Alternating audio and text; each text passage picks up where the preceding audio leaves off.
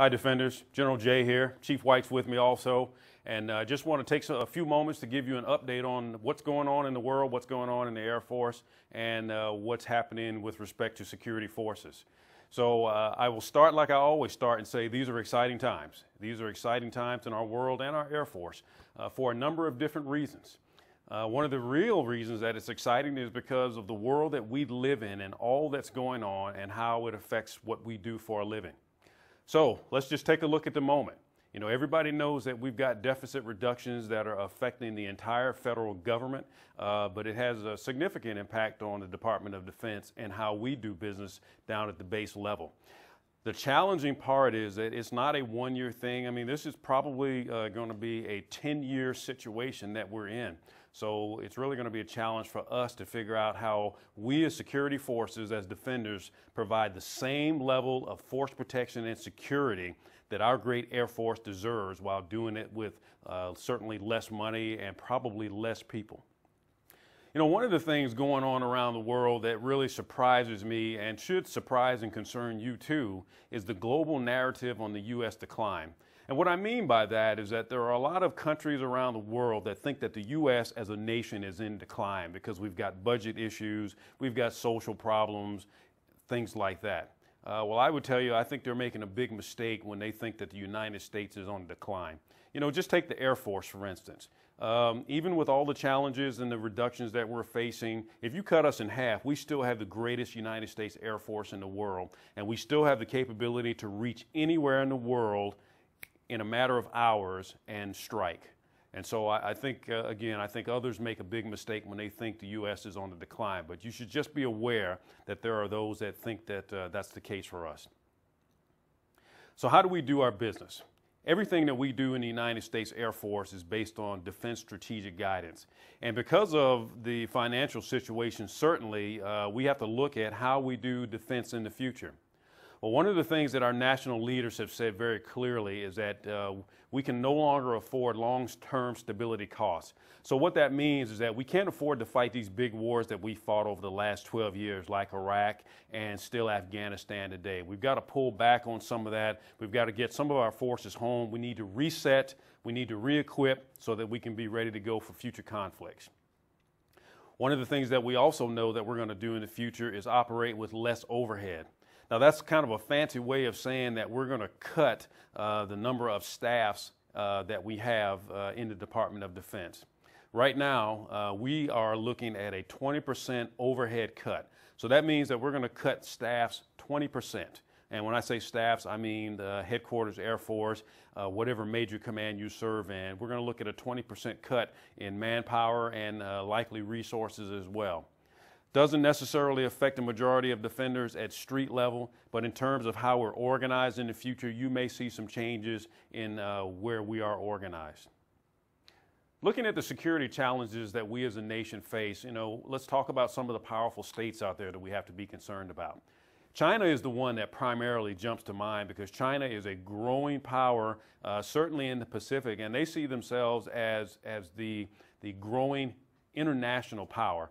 And it concerns them that we operate in their region with such influence. So we have to pay attention to the concern that China has about us.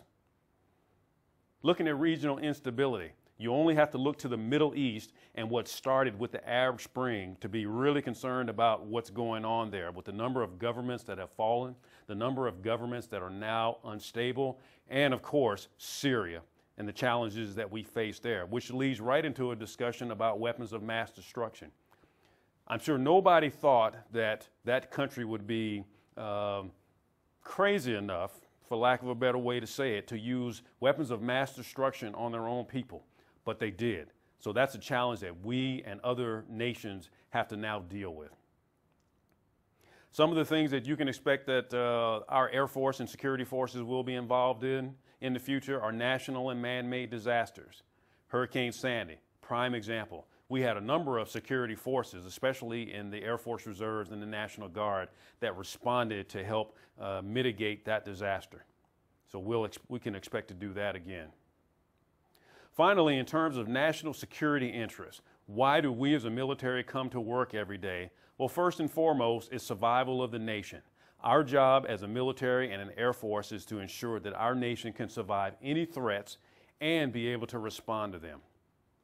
We also have a responsibility to protect American citizens around the world. And you see in recent times that we've had a lot of violent challenges to American citizens around the world. Finally, we come to work every day in part because we have universal values that we have a responsibility to spread around the world. Democracy, freedom, respect for human beings. All of those are reasons why we as an Air Force and we as security forces come to work every single day. So Defenders, that's the world we live in. So the question that the Chief and I get a lot is, so what does that mean for us? Specifically, what does it mean in terms of coming out of Afghanistan? Well, the Afghanistan withdrawal, we still don't completely know yet what that picture is going to look like for Department of Defense and the Air Force. The numbers range anywhere from remaining boots on the ground at 2,500 people, potentially all the way down to none. You should know that that's a presidential decision right now, and so we will stand by to see what the president's decision is, and then based on that, we'll have a better understanding of what Air Force assets and people are going to remain. But I think it's safe to say that we're going to remain in that area for some foreseeable future. Certainly in the Gulf countries, we're going to be there. So Chief, we've got how many people deployed right now? Approximately 2,500, sir. 2,500, okay. And frankly, I don't see that number going down a lot right now. Again, if you look at some of the big bases that we've got in Kuwait, Qatar, and in that region. So there's still going to be work to be done in that area. And then, don't forget, there are other parts of the world that we're going to be focused on. Africa will always be a busy region for us. And then the nation has purposely done a focus to the Pacific because of what I talked about with China, concerns with North Korea. Now, that doesn't necessarily mean that we're going to send more defenders to that part of the world, but it does mean that we may be doing more operations in that part of the world in the future. And particularly, one of the things that we're looking at is smaller, more focused deployments to some places that we've not operated in the past. So the Chief and I will be working on strategy, numbers, way ahead on how we're going to operate in the Pacific. But just take it all to say there's going to be a lot of work still for security forces to do. The challenge for us will be doing that in light of some of the expected manpower cuts that we see ahead. Chief, what's the assessment right now of where the Air Force is going manpower-wise? They're looking pretty hard at our numbers right now, sir. As you know, we're over 100% manned, and they very well may try to get us down to 100%, which would approximately be about 1,000 personnel cut for us. So we're going to try to do that smartly. I'm in discussions with the A1 community on how we can draw down without affecting the mission, and more importantly, our airmen. So more to follow on that. This is kind of just the beginning stages, sir. Right. So the message I would offer to all of you is some cuts are coming, some changes are certainly coming.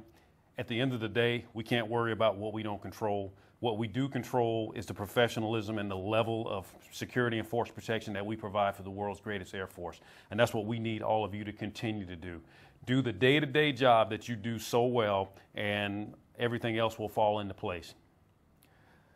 So in terms of the way ahead, we're still focusing on the same things that we've been focusing on for the last couple of years. We're focusing on people, training, equipment, and organization. So people, a lot of you have heard about our resiliency efforts, and that's our Defender's Edge program, DEF-ED. We have put a lot more resources into DEF-ED. We've gotten a lot more people trained in Defender's Edge, and we're really starting to get some good feedback and see some good results on our resiliency program.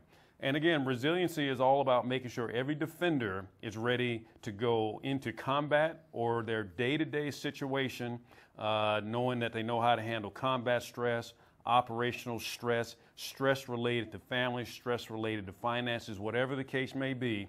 We want to give you the tools to inoculate you to be ready to go when our nation and our Air Force needs us. Training. Training is one of the biggest things that we're going to spend a lot of time on in the near future. The Chief and his fellow chiefs have given me a concept called 50-50. Chief, why don't you talk about that? Yes, sir. As a unit chief, I was always frustrated. There was so much training that we expected our airmen to get accomplished and just not enough time to do it, sir. So we kind of went in and looked at this and decided that the half would decide 50% of the training, and then we'd leave the other 50% up to the unit and the MAGCOMs to decide what would be, they should tailor their training based on whatever mission they have. Instead of being downward directed, they would have more of a voice in what kind of training got accomplished. So we're excited, and it's going to be online pretty soon, sir. That's great. That's a great initiative. I wish I had that when I was a squadron commander, so I'm really excited about this. Okay, equipment. We do a lot of listening when we go out in the field about equipment that you need, equipment that you have that you may not be quite happy with. One example is DFLIX, Defensive Fortress Load Carrying System. We heard a lot of concerns over the years, recent years, about how good DFLIX was, how it fit, how flexible it was in terms of its usability. Well, we heard you. I just co-signed a contract with the contracting community a couple of weeks ago, and so we're going to have the next generation DFLIX coming out in spring of 2014, and it's going to address a lot of the wear concerns, the fit concerns, and the sizing concerns that many of you have expressed to us. So thanks for your feedback. I just want you to know we heard you, and that is now going into the next generation. Finally, with organization, back to that training piece, we're still driving down the road on regional training center consolidation, having one CONUS RTC at Fort Bliss, where all defenders in the United States will go to that place, get one consolidated curriculum. All of the log debt and equipment will be managed from that location. And it's just a great tool that's going to ensure we continue to have solid training before people push into the AO down the road. Okay, one of the final things I want to talk about is not a popular subject, and you've heard a lot about it, but we still have to talk about it, and that's sexual assault. The Air Force continues to wrestle with this problem. We continue to have people that are victimized by sexual assault, and the bad part about it is that many of the cases, they're victimized by fellow airmen. Victimized by fellow airmen. That should not be the case. And security forces, we are not immune. We have way too many cases within the defender community that should not be happening. What I ask every single one of you to do is get your antennas up and do something about it. I'm not suggesting that everybody, is subject to commit sexual assault, but I am suggesting that everybody can play a role in preventing it. You know when things aren't right. You know when somebody is vulnerable and could be victimized. You know that there are people out there who are more likely to do something heinous like sexual assault. Do something or say something about it and save your fellow airmen from the shame and from the victimization that occurs with something like this. It's our responsibility as defenders, as airmen, and as people to make sure that everybody is treated the right way, and that's humanely and with respect.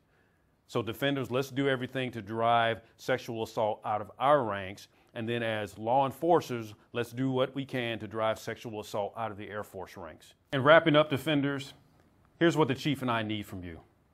We need new thinking. Based on the resource challenges and the people challenges we're going to have in the next several years, the Air Force and security forces can't afford to do business the way we used to do it. We have to apply a whole different way of thinking about our business and then apply that thinking to the way we do business. So that means that you have the good ideas because you do the job every day.